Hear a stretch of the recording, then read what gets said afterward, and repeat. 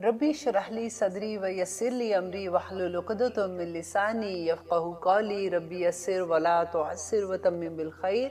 व बिका नस्ताईन आमीन या इलाही आमीन। मुनाफिकीन ये कहा करते थे नबी सल्लल्लाहु अलैहि वसल्लम के ज़माने में कि जो हम पे अच्छाई आती है, जो अल्लाह सुब्हानहू तआला की तरफ से आती है, क्योंकि जो भी अच्छी चीज़ है वो उसको अल्लाह सुब्हानहू तआला की तरफ लेके जाते थे, लेकिन अगर कोई मुश्किल आती थी तो वो ये कहा करते थे कि ये आपके फ़ैसले की वजह से हमारे साथ ऐसे हुआ।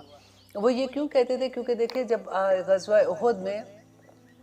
नबी सल्लल्लाहु अलैहि वसल्लम ने, मैं आपको पूरा वाक़या सूरत आल इमरान में भी हमने पढ़ा था कि कैसे ग़ज़वा उहुद में, और सूरत अन-निसा में भी हमने इसका थोड़ा सा देखा था कि जब ग़ज़वा उहुद में ये लोग निकले थे तो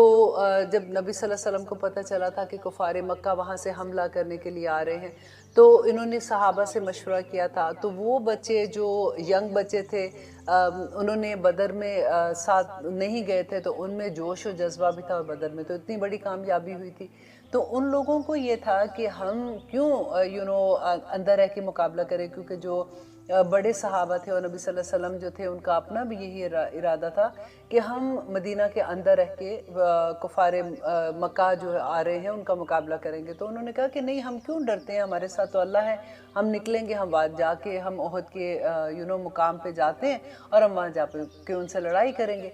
तो खैर नबी सल्लल्लाहु अलैहि वसल्लम ने उनकी बात मान ली, और फिर जब वहाँ पे जाके बिकॉज ऑफ उनकी वजह से, क्योंकि उन्होंने वो दरा जिस पे नबी सल्लल्लाहु अलैहि वसल्लम 50 सहाबा को बिठाया था और उन्होंने कहा था कि ये अगर हमारी बोटियाँ भी चीलें नोच कर ले जाए तो तुमने ये जगह नहीं छोड़नी, और उन्होंने उनके इट वाज जानबूझ के नहीं किया था। दे थिंक कि अब हमारी फतह हो गई है, तो उस वजह से उन्होंने सोचा कि अब हम भी जाते हैं और हम माले गनीमत जाके इकट्ठा करते हैं। उतनी देर में पीछे से खालिद बिन वलीद जो अभी मुसलमान नहीं हुए थे और अबू सुफियान थे, उन्होंने पीछे से देखा कि दरा की वो जो जगह खाली है वहाँ से उन्होंने हमला कर दिया और मुसलमानों को बहुत नुकसान उठाना पड़ा। और इसी नुकसान के बारे में अब सहाबा,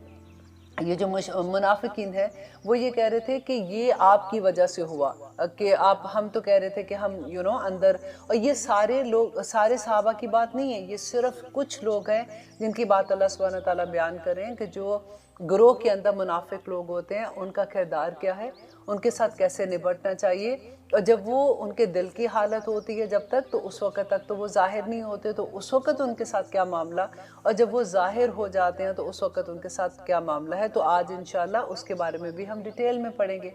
अब यहाँ पे अल्लाह सुब्हानहू तआला ने कहा कि हर चीज़ अल्लाह की तरफ से है, तुम पे अच्छाई आ रही है या बुरी वक्त आ रहा है तुम्हारा, तो वो अल्लाह ही की इज़्ज़त से आ रहा है। अब देखिए यहाँ पे दूसरी आयत है, आयत नंबर 80 में अल्लाह सुब्हानहू तआला कहते हैं, और ये लगता है कि अल्लाह सुब्हानहू तआला सख्त गुस्से में बात कर रहे हैं कि मा आसाबका, कि जो भी पहुँचती है तुझको, मिन हसनतिन, कोई भी भलाई, फ़मिन अल्लाह, तो वो अल्लाह की तरफ से है, व मा आसाबका, और जो पहुँचती है तुझको, मिन सय्यातिन, कोई भी बुराई, फ़मिन नफ्सिका, वो तेरे अपने नफ्स की कमाई है। वह अरसलना का, और भेजा हमने आपको लिन्नासी, लोगों के लिए, रसूल बनाकर। अब यहाँ पे अल्लाह सुब्हानहू तआला क्या कह रहे हैं, देखिए कुरान में एक और जगह भी, सूरह शूरा में अल्लाह सुब्हानहू तआला ने कहा, आयत नंबर 30 में, आप ज़रा खुद निकाल के देखिएगा कि अल्लाह सुब्हानहू तआला कहते हैं वमा साबकुम मिन मुसीबतन, और जो भी मुसीबत तुझे पहुँचती है, फ़बिमा कसबत अयदीकुम, कि वो तेरे अपने हाथों की कमाई है, व याफू अन कसीर, कि हम तो तेरे बहुत से गुनाह यूं ही माफ़ कर देते हैं। इंसान को अल्लाह सुब्हानहू तआला पुकारे हैं ना कि देखो तुम पर मुसीबत आती है वो तुम्हारे अपने हाथों की कमाई है, मैं तो तुम्हारे बहुत से गुनाह यूं ही माफ़ कर देता हूँ। अब देखिए मुसीबत जो है ना वो भी दो तरह की है। अब एक तो मुसीबत आती है जिस वक़्त हमारे गुनाहों की वजह से, अल्लाह सुब्हानहू तआला ने जैसे कहा कि जो तुम्हारे ऊपर मुसीबत आती है, जो तुम तक पहुंचती है, वो तुम्हारे अपने नफ्स का कमाई है। क्योंकि अल्लाह सुब्हानहू तआला ने, देखें कुरान में ये भी कहा कि तुम कहते हो कि तुम अल्लाह की इबादत करते हो, बल्कि तुम अल्लाह की नहीं, तुम अपने नफ्स की इबादत करते हो। अब यहाँ पे ये बात समझने के लिए ज़रूरी है, ये आयत बहुत इम्पॉर्टेंट है, क्योंकि अल्लाह सुब्हानहू तआला ने कहा कि जो भी अल्लाह सुब्हानहू तआला ने यहाँ पे जो चीज़ एक्सप्लेन की, कि वो हमें ये समझ आती है कि जब नबी सल्लल्लाहु अलैहि वसल्लम ने ये बताया था कि अल्लाह की जब इंसान नाफरमानी करता है, जो भी अल्लाह सुब्हानहू तआला की नाफरमानी करते हैं ना, किसी भी लेवल पे, اس کی سب سے چھوٹی سزا یہ ہوتی ہے کہ اللہ سبحانہ تعالیٰ اس کے جو محکوم اس کے انڈر لوگ ہوتے ہیں، اس کے انڈر فار ایگزامپل کوئی ماں ہے تو اس کے بچے ہوں گے ڈیفینیٹلی، کوئی بزنس کر رہا ہے تو اس کے ورکرز ہوں گے، یا کسی لیول پہ بھی آپ دیکھیے کہ جو اس کے انڈر لوگ یا نوکر ہیں کام کرنے والے، وہ جو اس کے محکوم ہوتے ہیں نا، وہ اس کے ساتھ بدتمیزی کرنا شروع ہو جاتے ہیں، وہ ایکچولی اس کی نافرمانی کرنا شروع ہو جاتے ہیں۔ اور میں آلویز اس چیز سے اتنا ڈرتی ہوں، اور نبی صلی اللہ علیہ وسلم نے یہ بھی بتایا کہ جب بھی کبھی ایسا ہو کہ تمہارے ماتحت لوگ تمہاری نافرمانی کرنے لگیں، تو بجائے ان کو ڈانٹنے کے فوراً رک جاؤ اور دیکھو کہ میں نے اللہ کی نافرمانی کہاں کی ہے، اپنے آپ کو کریکٹ کر لو اور فوراً اللہ سبحانہ تعالیٰ سے توبہ کرو اور دعا کرو، تو انشاءاللہ اللہ سبحانہ تعالیٰ ان لوگوں کے دل میں بھی تمہاری محبت ڈال دے گا، اور وہ ساری چیزیں اپنی جگہ پہ آ کے ٹھہر جائیں گی انشاءاللہ۔ اور یہاں پہ جو ایک اور بات ہمیں سمجھ آتی ہے کہ اللہ سبحانہ تعالیٰ کہتے ہیں کہ حضرت علی سے جب پوچھا صحابہ نے کہ ہمیں یہ کیسے پتہ چلے کہ یہ مصیبت ہے، یہ آزمائش ہے، کیونکہ جب مصیبت آتی ہے تو اس کی شکل تو ایک ہی جیسی ہوتی ہے، لگتا ہے مطلب جیسے مشکل وقت آ جاتا ہے تو ایک ہی شکل کی چیز لگتی ہے، ہمیں کیسے پتہ چلے کہ اس کے اندر خیر ہے یا اس کے اندر ہمارے لیے عذاب ہے؟ تو حضرت علی نے کہا کہ اس کا سب سے آسان کرائٹیریا یہ ہے کہ جب انسان پہ کبھی کوئی مشکل وقت آتا ہے، اس کے ایسا وقت آ جائے، تو اگر وہ اللہ کے نزدیک چلا جاتا ہے تو دیٹ مینس کہ وہ اس کی آزمائش ہے، اور اگر وہ اس مصیبت میں اللہ سے دور ہو جاتا ہے، مینس کہ وہ بھاگ رہا ہے، دوڑ رہا ہے کہ اب یہ میرے پہ مشکل آ گئی تو اب میں یہ کروں، اس کی نیندیں اڑ جاتی ہیں، وہ اس طرح والی حرکتیں کرتا ہے، تو سمجھو کہ اس پہ مصیبت ہے۔ اب صحابہ نے اور اسلاف نے ہمیں اس بات کا بتایا ہے کہ دیکھیں سب سے آسان کرائٹیریا کیا ہے کہ اپنے دل کی حالت، کیونکہ اللہ سبحانہ تعالیٰ کہتے ہیں کہ وہ آزمائش انسان پہ آتی ہے۔ اب مومن پہ آزمائش ہے، اور جو منافق ہے یا جو غلط کام کرے، یہ کافر ہے، یہ فاسق ہے، یہ کسی لیول پہ اس پہ وہ مصیبت ہے۔ تو اب اس کا آسان طریقہ یہ ہے کہ جب کبھی کوئی مشکل حالات آتے ہیں، یا اللہ سبحانہ تعالیٰ دیکھیں نعمتیں دے کے بھی آزماتے ہیں اور نعمتیں لے کے بھی آزماتے ہیں، دیٹ مینس کہ اچھی بھی چیز آ سکتی ہے اور بری بھی آ سکتی ہے۔ تو پتہ کیسے چلے؟ جب آپ پہ کبھی کوئی مشکل وقت آتا ہے، آپ اسباب ضرور کریں گے، ٹھیک ہے، پورے اسباب آپ کریں گے کہ کیا کر سکتی ہوں، اس کو میں نے کیسے ٹھیک کرنا ہے، میں کس کو فون کروں، کس سے بات کر سکتی ہوں، کہاں پہ میں نے جانا ہے، وہ سارے اسباب جو اللہ سبحانہ تعالیٰ نے دیے ہیں وہ آپ استعمال کریں، لیکن آپ اپنے دل کی حالت دیکھیں کہ کیا ایسا ہے کہ آپ بے چین ہو گئے، آپ کو نیندیں نہیں آ رہی ہیں، آپ نے خود بھی پریشان ہیں، فون اٹھا کے اس کو بھی تنگ، اس کو بھی فون، دیکھو یہ ہو گیا، میں کیا کروں، اس نے یہ میرے ساتھ کر دیا، فلاں نے یہ کر دیا، آپ کی یہ حالت ہے؟ یا پھر آپ اسباب پورے کریں لیکن آپ کا دل چین میں ہے، آپ آرام سے سوتے ہیں، آپ آرام سے اٹھتے ہیں، پھر آپ دیکھتے ہیں کہ یہ میں اس بات کو میں نے کیسے سالو کرنا ہے، یہ میں کیسے کروں گی؟ تو یہ کرائٹیریا جب ہمیں پتہ چل جاتا ہے، پھر اللہ سبحانہ تعالیٰ پہ پھر سے اتنا پیار آتا ہے کہ یا رب العالمین، کتنی خوبصورت بات دیکھیں، اب دل کی حالت تو کسی کو بھی نہیں پتا نا، ایون اگر آپ کے ہسبینڈ آپ کے ساتھ ہیں ان کو بھی نہیں پتا کہ دل کی حالت کیا ہے۔ دل کی حالت جو ہے وہ اللہ سبحانہ تعالیٰ کو ہی پتہ ہے۔ اگر آپ کا دل چین میں ہے تو پھر خوشیاں منائیں، اللہ کا شکر ادا کریں کہ اللہ سبحانہ تعالیٰ تیرا کروڑ شکر کہ میں اتنے مقام پہ تو آ گئی ہوں کہ کم از کم اللہ کے پسندیدہ بندوں میں ہوں، کہ میں اس امتحان جو میرے اوپر تو نے آزمائش ڈالی ہے انشاءاللہ میں اس میں سے نکل جاؤں گی۔ لیکن اگر آپ کا دل اتھل پتھل ہو رہا ہے، آپ پریشان ہیں، آپ کی نیندیں اڑ گئی ہیں، تو پھر آپ نے کیا کرنا ہے؟ پھر آپ نے چپ کر کے توبہ کرنی ہے، پھر اللہ سبحانہ تعالیٰ سے استغفار کرنی ہے، اور اللہ سبحانہ تعالیٰ کا جو پیغام ہے اس کو سمجھنا ہے، اللہ سبحانہ تعالیٰ انشاءاللہ معاف کر دیں گے۔ دیکھیے توبہ کے دروازے تو ساری عمر کھلے ہوتے ہیں نا، بس پتہ یہ لگنا چاہیے کہ ہم غلط کہاں پہ، تو پھر انشاءاللہ اللہ سبحانہ تعالیٰ قبول بھی کر لیں گے۔ اب یہاں پہ دیکھیے یہ جو دوسری بات اللہ سبحانہ تعالیٰ نے کہی، وَأَرْسَلْنَاكَ لِلنَّاسِ رَسُولًا، اور بھیجا ہم نے آپ کو لوگوں کے لیے۔ یہاں پہ دیکھیں انسانیت کی بات ہے، اللہ سبحانہ تعالیٰ کہہ رہے ہیں کہ تمام لوگوں کے لیے، لِلنَّاسِ رَسُولًا، کہ رسول بنا کے بھیجا۔ یہ نہیں کہا کہ مومنوں کے لیے، مسلمانوں کے لیے یا متقیوں کے لیے رسول بنا کے بھیجا، تمام انسانیت کے لیے آپ کو رسول بنا کے بھیجا۔ آپ کا یہ کام نہیں ہے کہ آپ کسی پہ مصیبت ڈالیں یا آپ کسی کو خوشیاں دیں یا آپ کسی کے غم لے لیں، یہ آپ کا کام نہیں، یہ اللہ کا کام ہے۔ یہ اتنی کلیئر، اتنی خوبصورت سمجھ آتی ہے اس آیت سے کہ اللہ سبحانہ تعالیٰ کہتے ہیں آپ تو رسول ہیں، آپ پہ جو وحی ہوتی ہے اب وہی پیغام آگے دیتے ہیں۔ حضرت عائشہ سے جب کسی نے پوچھا تھا کہ نبی صلی اللہ علیہ وسلم کا اخلاق کیسا ہے تو انہوں نے کیا جواب دیا تھا کہ نبی صلی اللہ علیہ وسلم چلتا پھرتا قرآن ہے۔ اور اس کے بعد صحابہ کی زندگیاں دیکھیے، تابعین کی دیکھیے، تبع تابعین کی دیکھیے، اپنے اسلاف کی دیکھیے، جو اللہ والے بندے ہیں ان کی زندگی دیکھیے کہ وہ چلتا پھرتا قرآن نظر آتے ہیں۔ کہتے ہیں سب سے بڑی کسی بھی مومن کی، کسی انسان کی کامیابی یہ ہے کہ آپ اگر کسی کو دیکھتے ہیں اور آپ اس کو اتنا نہیں جانتے، آپ ایک ہی دفعہ بے شک اس کو ملے ہیں اور اس کو دیکھ کے آپ کو اللہ یاد آ جائے، آپ کو لگے کہ یہ بندہ جو ہے نا، یہ جس سے میں مل رہی ہوں یہ کوئی اللہ والا بندہ ہے۔ یہ بڑی کامیابی ہوتی ہے کہ انسان کی اس کے ظاہری، اس کے جوارے جو ہیں، اس کے ظاہریت پہ اللہ سبحانہ تعالیٰ چھا جائے، بڑی بات ہوتی ہے یہ۔ اور اللہ سبحانہ تعالیٰ کرے کہ ہم لوگ ان لوگوں میں شامل ہو جائیں، آمین ثم آمین۔ اور آگے اللہ سبحانہ تعالیٰ کہتے ہیں وَأَرْسَلْنَاكَ لِلنَّاسِ رَسُولًا، اور بھیجا ہم نے آپ کو لوگوں کے لیے رسول بنا کر، وَكَفَى بِاللَّهِ شَهِيدًا، اور اللہ ہی کافی ہے اس پر گواہی دینے کے لیے، کہ اللہ اس پر گواہ ہے کہ آپ اللہ کے رسول ہیں اور آپ اللہ کا پیغام لوگوں تک پہنچا رہے ہیں۔ اور آگے دیکھیے اللہ سبحانہ تعالیٰ کہتے ہیں آیت نمبر 80 میں من یطیع الرسول، اور جو کوئی اطاعت کرے رسول کی، فقد اطاع اللہ، البتہ اس نے اطاعت کی اللہ کی۔ اب یہ دیکھیے کتنی خوبصورت آیت ہے کہ اللہ سبحانہ تعالیٰ اپنے سے مقدم کر رہے ہیں نبی صلی اللہ علیہ وسلم کو، کہ جس نے یوزلی ہم پڑھتے ہیں نا اطیعوا اللہ و اطیعوا الرسول، اطیعوا اللہ و اطیعوا الرسول پڑھتے ہیں، اس آیت میں اللہ سبحانہ تعالیٰ کہتے ہیں کہ جس نے اطاعت کی رسول کی تو بس تحقیق اس نے اطاعت کی اللہ کی، کیونکہ وہی بات ہے کہ نبی صلی اللہ علیہ وسلم تو چلتا پھرتا قرآن تھے،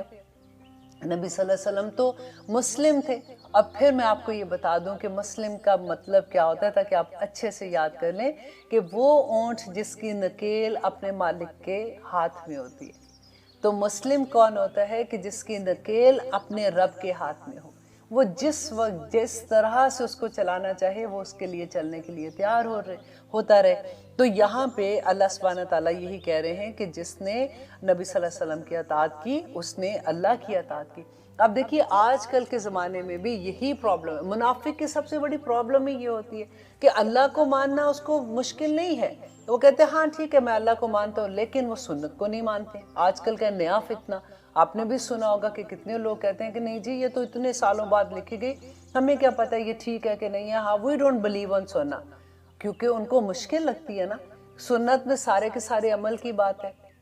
اس میں ڈیٹیل ہے، ساری قرآن آپ سمجھ ہی نہیں سکتے جب تک آپ کے پاس ان آیات کا شان نزول نہ ہو۔ آپ کو کیسے سمجھ آ سکتی ہے کہ قرآن میں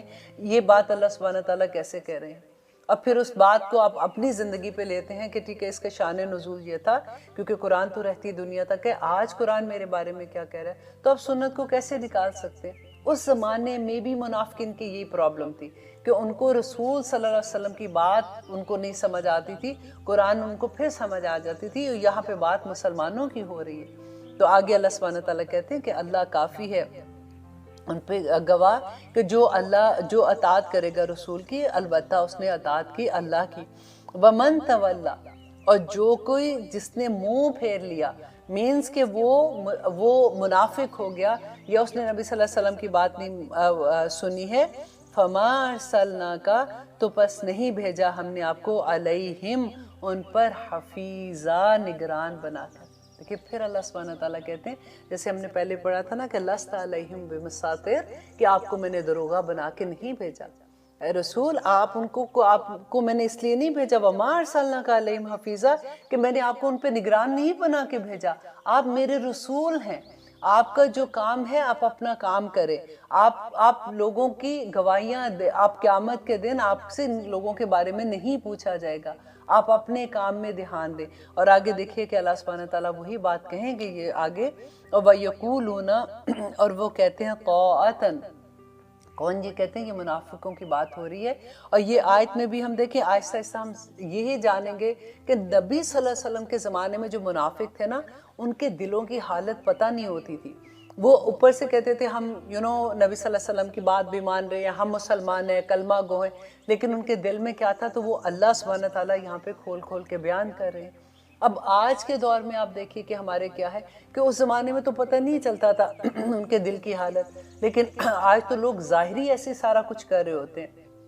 اور جب ہمیں ظاہری پتہ چل جائے کہ وہ منافق ہیں یا فاسق ہیں اور منہ سے وہ کلمہ گو ہیں، تو ہمارا ان کے ساتھ رویہ کیسا ہونا چاہیے؟ انشاءاللہ لیتے ہیں ایک چھوٹی سی بریک، پھر دیکھتے ہیں کہ اللہ سبحانہ تعالیٰ آگے کیا فرماتے ہیں، اور یہی معاملہ ہم کیسے سمجھیں اور کیسے کریں، یہی ہم جانیں گے اگلے انشاءاللہ وقفے کے بعد۔ الحمدللہ ہم کر رہے ہیں آیت نمبر 81، جس میں دیکھیے کہ اللہ سبحانہ تعالیٰ کہتے ہیں کہ وَيَقُولُونَ، اور وہ کہتے ہیں طاعتاً، کہ اطاعت کریں گے۔ اب دیکھیے یہ کتنی بڑی بات ہے کہ سامنے جب نبی صلی اللہ علیہ وسلم کے بیٹھے ہوئے ہیں اور ان کے سامنے بات کرتے ہیں تو کہتے ہیں کہ ہم تو آپ کی اطاعت کرتے ہیں، ہم آپ کی بات مانتے ہیں۔ فَإِذَا، پس جب بَرَزُوا، وہ نکلتے ہیں، مِنْ عِنْدِكَ، آپ کے پاس سے، بیتا راتوں کو مشورہ کرنا، بیتا راتوں کو مشورہ کرتے ہیں، طائفتن، ایک گروہ، منہم، ان میں سے، غیر الذی، علاوہ اس کے جو، تقولو، آپ کہتے ہیں۔ اب نبی صلی اللہ علیہ وسلم کے سامنے تو کہتے ہیں کہ ہاں ہم تو بہت اطاعت کرتے ہیں، ہم تو بڑے نیک ہیں، ہم تو وہ ساری باتیں مانتے ہیں جو آپ کہتے ہیں۔ اب وہ جب علیحدہ ہوتے ہیں تو پھر آپ کے خلاف سازش کرتے ہیں، اور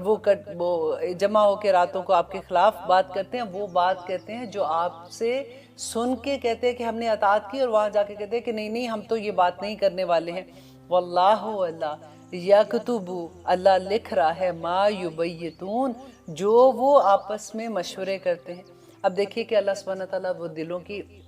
حال کھول کے نہیں بیان کرے کہ اس وقت نبی صلی اللہ علیہ وسلم کو تو نہیں پتا تھا کہ کیا ہو رہا ہے، وہ تو سمجھتے تھے کہ یہ مخلص صحابہ ہیں، جو بھی جتنے بھی، مطلب یہ سارے نہیں تھے، پھر میں بار بار آپ کو یہ کہہ رہی ہوں کہ سارے نہیں تھے، یہ کچھ بیچ میں ایسے لوگ تھے جو فساد کریٹ کر رہے تھے، اور اللہ سبحانہ تعالیٰ کو پتا تھا کہ ابھی تو یہ نئے مسلمانوں کی ایک آزاد اپنی ریاست قائم ہو رہی تھی، وہاں پہ مسلمانوں کا اپنا ایک آپس میں مشورے کرنا کہ کیا کرنا ہے کیا نہیں کرنا، اور اندر جب منافق ہوتے ہیں تو پھر کیسی پرابلمز ہوتی ہیں، تو اللہ سبحانہ تعالیٰ ان کو صاف کر رہے ہیں اور بتا رہے ہیں کہ کیسے لوگ ایسے کر سکتے ہیں اور کیا کر رہے ہیں، اور آپ ان کے ساتھ ان سے خبردار ہو جائیں۔ تو اللہ سبحانہ تعالیٰ کہتے ہیں کہ اللہ یکتب، کہ وہ کیا سمجھتے ہیں کہ کسی کو پتہ نہیں چل رہا کہ رات کو چھپ چھپ کے وہ باتیں کر رہے ہیں؟ اللہ سبحانہ تعالیٰ ایک ایک بات لکھ رہے ہیں، ما یبیتون، جو وہ راتوں کو مشورہ کرتے ہیں۔ کیسے لکھ رہے ہیں؟ ہر انسان کے ساتھ اللہ سبحانہ تعالیٰ نے یہاں پہ کرامن کاتبین رکھے ہوئے ہیں، ایک ایک لفظ وہ لکھتے ہیں کہ انسان کیا بات کر رہا ہے کیا نہیں۔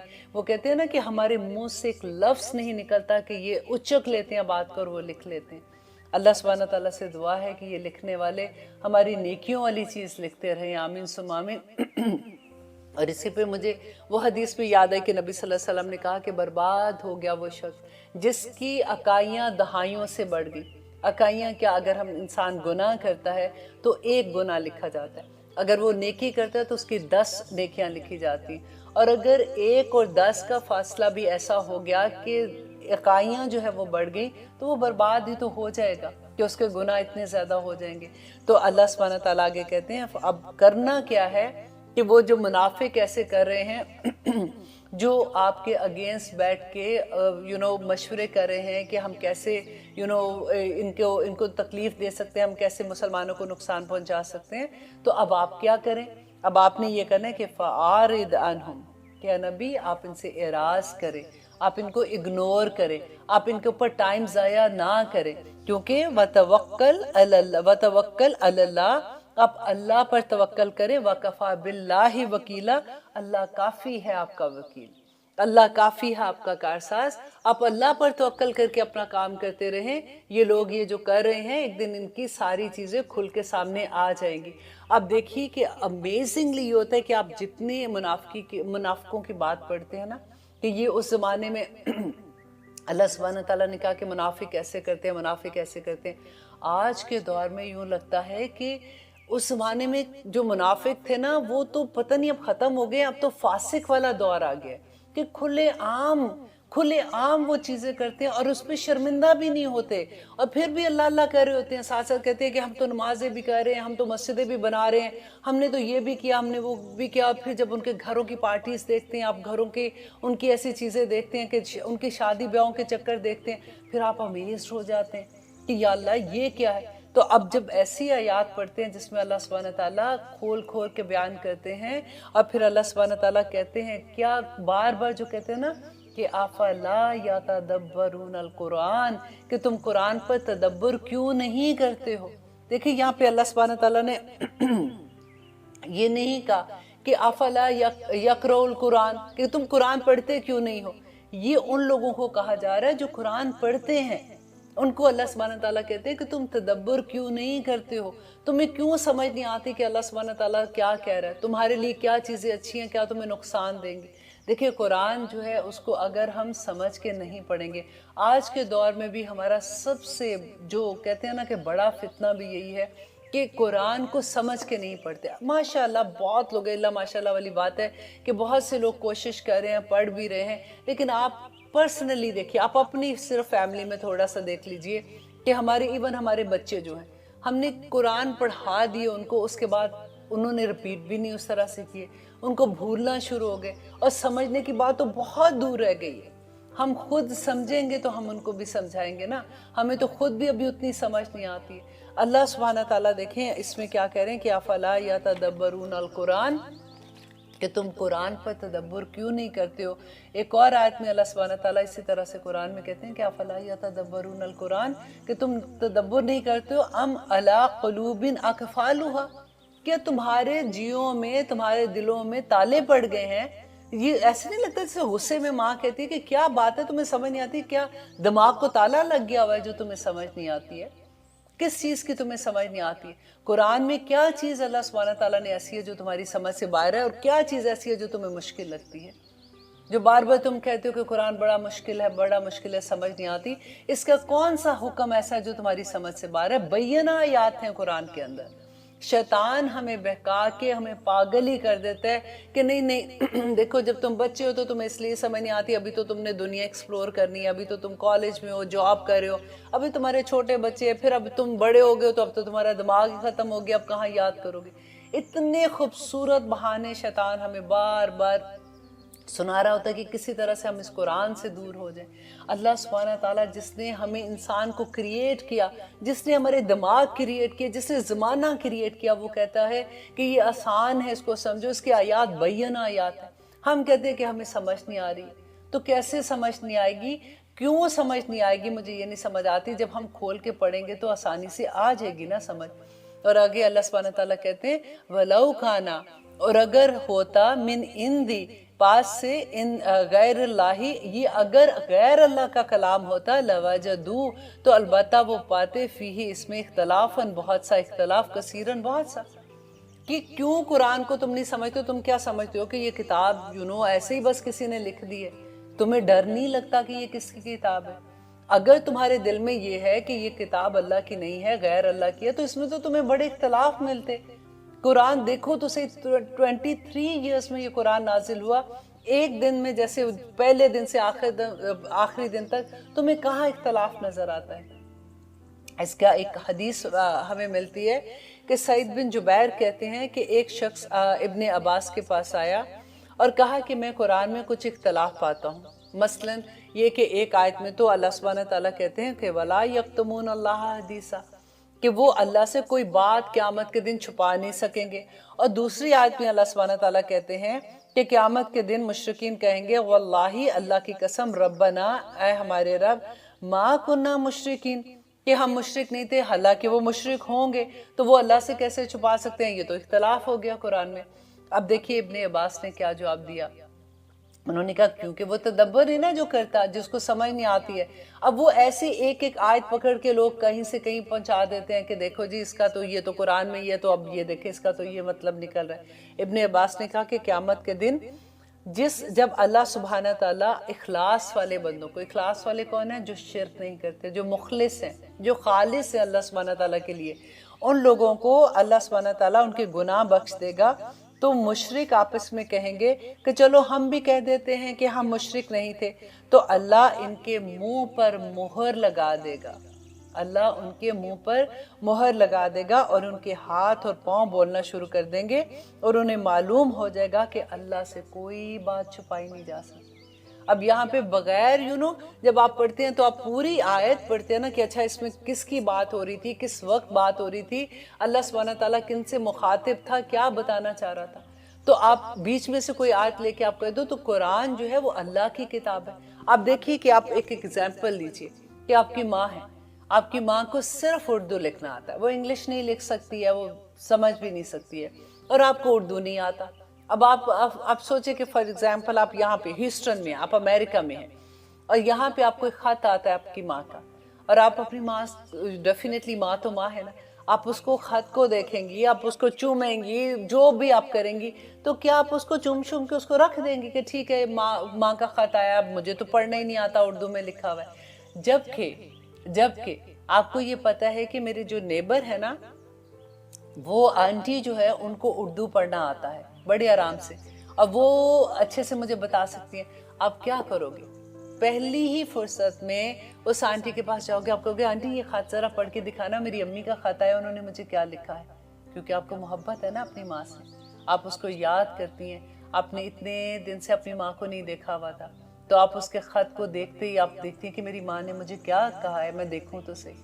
یہ قرآن ہمارے اللہ کا خط ہے، یہ پرسنلی ہر انسان کے لیے اس کا میسج ہے.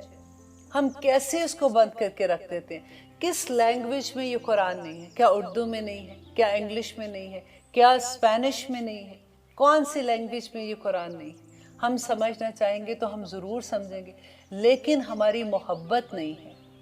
ہمیں ڈر نہیں ہے، ہمیں اللہ کا ہمیں احساس نہیں ہے کہ ہم نے زندگی جو گزارنی ہے ہماری نکیل اللہ کے ہاتھ میں ہے، ہم اس سے نہیں ڈرتے. ہم سوچتے ہیں کہ ہم جو مرضی کریں، ہم نے ایک دفعہ تو گناہ کیا تھا نا، وہ غلط کام ہو گیا تھا، تو کوئی بھی نہیں، اللہ نے کوئی نہیں کھینچا تھا ہمیں. اس وقت میں نے اپنی مرضی سے یہ کام کیا تھا، مجھ سے یہ بھی غلط کام ہو گیا تھا، تو ہوا تو کچھ بھی نہیں ہے. ہوتا ہے نا ایسے. دیکھیے اللہ سبحانہ تعالیٰ ڈھیل دیتے ہیں بندے کو، اور اس وقت سے ڈرنا چاہیے کہ جس وقت اللہ سبحانہ تعالیٰ وہ نکیل کھینچ لیں گے، اور پھر انسان کو نہ زمین پہ اپنا کچھ نظر آتا ہے، نہ آسمان پہ کچھ نظر آتا ہے. پھر اس کی وہ حالت ہو جاتی ہے کہ وہ اپنے آپ سے بھی بیزار ہو جاتا ہے. تو اللہ سبحانہ تعالیٰ آگے کہتے ہیں آیت نمبر 83 میں، وَإِذَا جَاءَهُمْ، اور جب آتا ہے ان کے پاس، امرن، کوئی معاملہ، کن کے پاس؟ منافقین کے پاس. اب دیکھیے کہ یہ بات اللہ سبحانہ تعالیٰ منافقوں کی کر رہے ہیں، اور آپ غور سے یہ آج سنیے گا کہ آج کیا ہم سب تو نہیں یہ کر رہے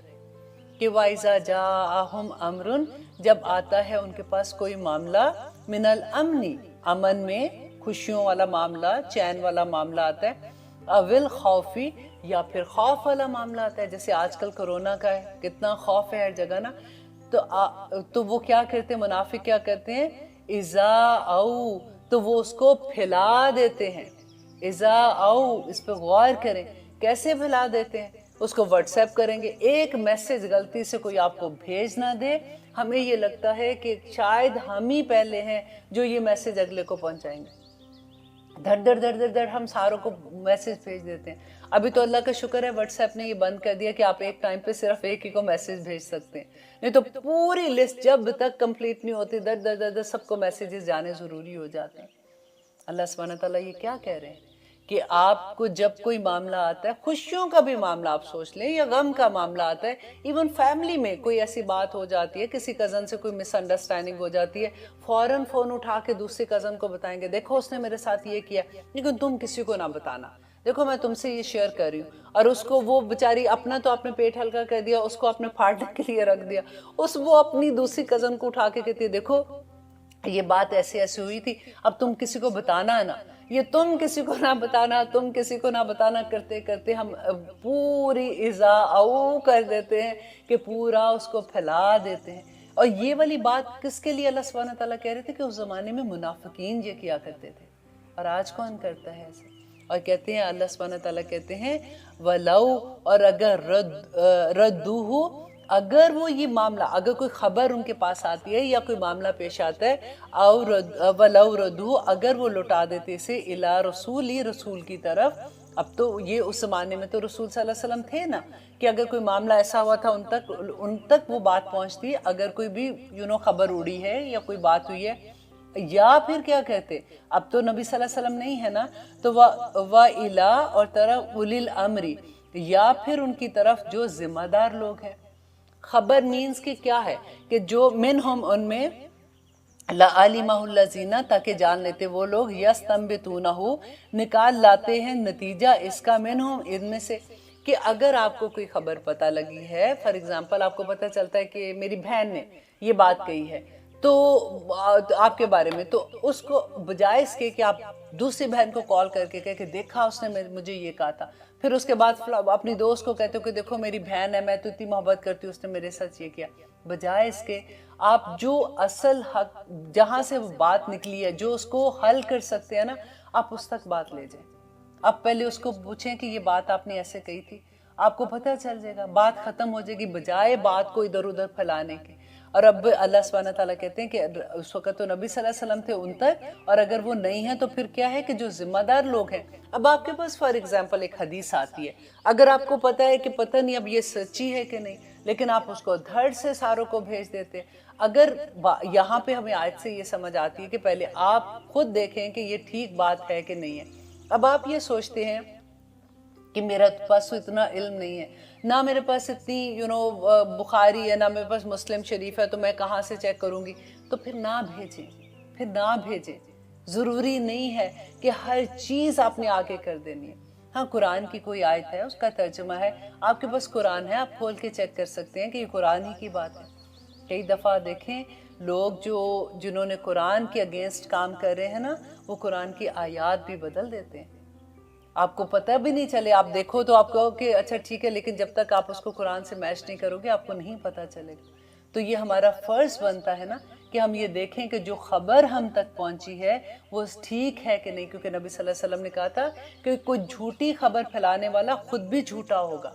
اور نبی صلی اللہ علیہ وسلم کی وہ حدیث آپ کو یاد ہے نا کہ ایک دفعہ صحابہ نے پوچھا تھا، جنگ احد کی بات ہی تھی، کہ کیا مومن کبھی بزدل ہو سکتا ہے؟ تو حضور صلی اللہ علیہ وسلم نے کہا تھا کہ ہاں مومن بزدل ہو سکتا ہے، لیکن مومن جھوٹا نہیں ہو سکتا. اور یہاں پہ کیا بات اللہ سبحانہ تعالیٰ کہہ رہے ہیں کہ نہ کرو ایسے. ٹھیک ہے، چلیے لیتے ہیں ایک چھوٹی سی بریک، پھر دیکھتے ہیں کہ آگے اللہ سبحانہ تعالیٰ ہمارے کردار کو کیسے نیٹ اینڈ کلین کر رہے ہیں. الحمدللہ ہم کر رہے تھے آیت نمبر 83، جس میں ہم یہ دیکھ رہے تھے کہ جب معاملہ کوئی پیش آتا ہے، جو کوئی خبر ہم تک پہنچتی ہے، تو ہم نے اس کے ساتھ کیا سلوک کرنا ہے. اور آگے دیکھیے کہ اللہ سبحانہ تعالیٰ کہتے ہیں وَلَوْلَا، اور اگر نا فضل اللہ کا فضل ہوتا تو علیکم تم پر، وَرَحْمَتُهُ اور اس کی رحمت نہ ہوتی، لَتَّبَعْتُمْ تو البتہ ضرور تم پیروی کرتے شیطان کی، الا قلیلا مگر تھوڑے ہی لوگ بچ جانے والے ہیں. اللہ سبحانہ تعالیٰ کہتے ہیں کہ اے لوگو اگر تم پر اللہ کی رحمت نہ ہو تو تم تو شیطان کے پیچھے ہی لگ گئے تھے، تم تو شروع ہی ہو گئے تھے خبریں ادھر سے ادھر پھیلانا. آپ کو یاد ہے کہ جو واقعہ افک ہوا تھا، جو حضرت عائشہ پہ جب تہمت لگی تھی، اور اس طرح سے نبی صلی اللہ علیہ وسلم کو جب پتہ چلا تھا، اور پھر اللہ سبحانہ تعالیٰ نے اس کے بارے میں آیات بھیجی تھی کہ اگر تم تک خبر آئی تھی تو تم نے یہ کیوں نہ کہا کہ یہ خبر غلط ہو سکتی ہے، تم نے اس کو خبر کو پھیلا دیا. اس وقت بھی یہی ہوا تھا. اور آپ دیکھیے کہ اللہ سبحانہ تعالیٰ جیسے بتا رہے ہیں اس وقت کے لوگوں کے لیے کہ میں کئی دفعہ یہ سوچتی ہوں کہ وہ تو نبی صلی اللہ علیہ وسلم کا زمانہ تھا، لوگوں نے اپنی آنکھوں سے نبی صلی اللہ علیہ وسلم کو دیکھا تھا، کلمہ گو تھے، نبی صلی اللہ علیہ وسلم کے ہاتھ پہ بیعت کرتے تھے، ان کے پیچھے نماز بھی پڑھتے تھے. پھر بھی ان کے دلوں میں اگر ایسی چیز منافقت آ جاتی تھی تو اللہ سبحانہ تعالیٰ سے تو ہمیں 24 گھنٹے یہ دعا کرنی چاہیے کہ یا رب العالمین ہماری حفاظت کرنا، اعوذ باللہ من الشیطان الرجیم پڑھتے رہنا چاہیے کہ اللہ سبحانہ تعالیٰ ہمیں اپنی حفاظتوں میں رکھے، کیونکہ یہ بڑا مشکل مقام آ جاتا ہے. کیونکہ چھوٹی چھوٹی چیزوں پہ کئی دفعہ ہوتا ہے کہ شیطان ہمارے وہ کہتے ہیں نا کہ سجا کے دنیا کو اتنا سجا کے ہمیں دکھاتا ہے کہ ہم اس کے چکر میں پھنس جاتے ہیں، پھر ہم ایسی چیزیں کر جاتے ہیں جو اللہ سبحانہ تعالیٰ کو ناپسند ہوتی ہیں. اب آگے دیکھیے کہ آیت نمبر 84 میں اللہ سبحانہ تعالیٰ کیا کہہ رہے ہیں کہ نبی صلی اللہ علیہ وسلم کو دیکھیے، یہ جو سیغہ پڑھ فقاتل اور جنگ کیجئے، یہ واحد کا سیغہ ہے. اللہ سبحانہ تعالیٰ نبی صلی اللہ علیہ وسلم کو کہتے ہیں کہ آپ جنگ کے لیے نکلیے، آپ اکیلے ہی نکل جائیے. اب یہ جو اس آیت کا شان نزول ہے، یہ میں تھوڑا سا آپ کو بتا دوں کہ ہوا کیا تھا کہ احد کے میدان میں جب مسلمان کو شکست ہو رہی تھی اور جو کفار مکہ تھے وہ وہ جیت گئے تھے ڈیفینیٹلی، تو وہ جا رہے تھے، واپس جا رہے تھے. تو ابو سفیان نے اس وقت پکار کے زور سے کہا کہ تم میں محمد ہے، اور نبی صلی اللہ علیہ وسلم نے صحابہ کو کہا کہ اس کو جواب نہیں دینا. صحابہ نے کوئی جواب نہیں دیا. اس کے بعد جب اس کو جواب نہیں آیا تو اس نے کہا کہ کیا تم میں ابو قحافہ کا بیٹا ہے؟ ابو بکر کو کہتے ہیں، ان کے فادر کا نام تھا. صحابہ نے کوئی جواب نہیں دیا. پھر انہوں نے کہا کہ کیا تم میں عمر ہے؟ پھر بھی انہوں نے جواب نہیں دیا. تو پھر ایک دم اس نے خوش ہو کے کہا کہ حبل کی جے، کہ مطلب حبل جو ہے ان کا، جس کو وہ پوجتے تھے، اپنا ان کا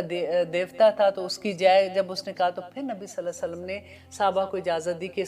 اب اس کو جواب دو. تو حضرت عمر بولے کہ اللہ کے دشمن جن کا تو نے نام لیا ہے وہ سب زندہ ہیں، اور کہا کہ اللہ اعلی و اجل. تو اس پہ ابو سفیان نے نعرہ لگایا کہ ہمارے پاس تو عزہ ہے، تمہارے پاس تو کوئی عزہ نہیں ہے. وہ ان کا وہ بڑا تھا جس کو وہ پوچھتے تھے.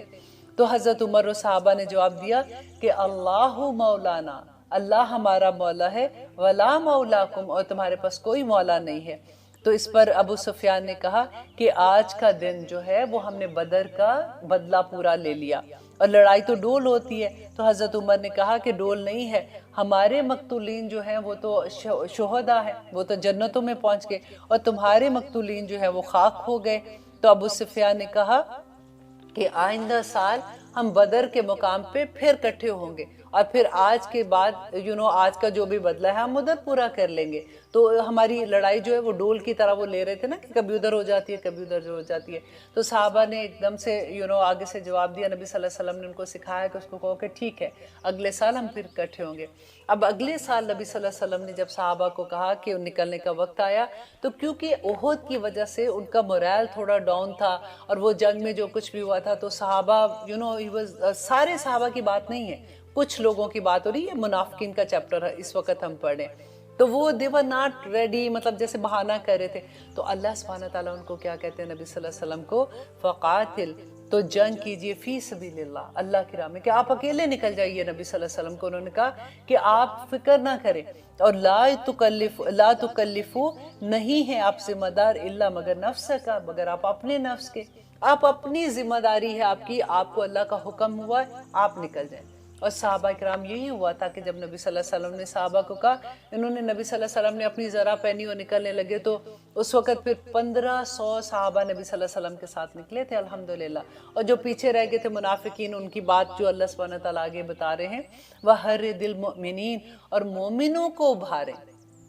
منافقوں کو چھوڑ دیں، ان پہ ٹائم ضائع نہ کریں. جو مومن ہیں ان کو بتائیں کہ اللہ کی راہ میں نکلنا، جنگ کرنا، جہاد کرنے کا کیا اللہ سبحانہ تعالیٰ اجر دیں گے. اگر تم شہید ہو جاتے ہو تو شہادت کا رتبہ پاؤ گے، اور اگر تم واپس آ جاتے ہو تو مال غنیمت کے ساتھ واپس ہوگے، تو اجر تو اپنی جگہ ہی ہے. لیکن آپ یہ دیکھیے کہ کوئی آسان کام نہیں تھا.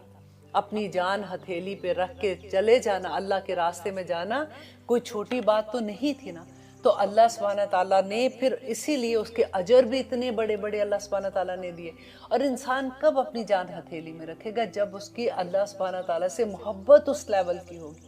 تو اس کو پتہ ہے کہ میری جنت اور آخرت میں میرا یہ دنیا جو ہے وہ متاع الغرور ہے. اسے اس بات پہ پورا یقین ہوگا تو تبھی وہ اپنی جان کا نذرانہ لے کے پہنچ جائے گا نا میدان جنگ میں. تو صحابہ کا ایمان اس لیول کا تھا، مومن اس لیول کے تھے. لیکن منافقین کو بھی اللہ سبحانہ تعالیٰ بیچ میں جو لوگ ہیں ایسے، ان کو ساتھ ساتھ بتا رہے ہیں کہ اے نبی آپ ان سے پریشان نہ ہوں، اگر یہ لوگ ایسے کر رہے ہیں تو ایسے لوگ ہمیشہ جماعت میں رہیں گے، اور ان کی پہچان کیا ہوگی وہ اللہ سبحانہ تعالیٰ بتا رہے ہیں. آج جب ہم منافقین کے بارے میں پڑھتے ہیں تو ڈر اس لیے لگتا ہے کہ یہ ساری چیزیں تو انسان ہمارے اندر ہیں، تو پھر ہم کیا کریں. تو آگے اللہ سبحانہ تعالیٰ اس کی بھی بتائیں گے کہ اللہ سبحانہ تعالیٰ سے بس یہ دعا کرتے ہیں کہ اسی لیے نبی صلی اللہ علیہ وسلم نے کہا تھا کہ میں دن میں 70 بار استغفار کرتا ہوں، تم بھی استغفار کیا کرو، کہ شاید اللہ سبحانہ تعالیٰ کو ہماری کوئی ادا پسند آ جائے، ہمارا استغفار پسند آ جائے، تو اللہ سبحانہ تعالیٰ منافقت کے بیچ بھی اندر سے نکال دے. اب آگے دیکھیے کہ کہہ رہے وہ نبی صلی اللہ علیہ وسلم کو کہتے ہیں کہ وَحَرِّدِ الْمُؤْمِنِينَ، اور مومنوں کو ابھاریے، ایسا ممکن ہے اللہ ان کے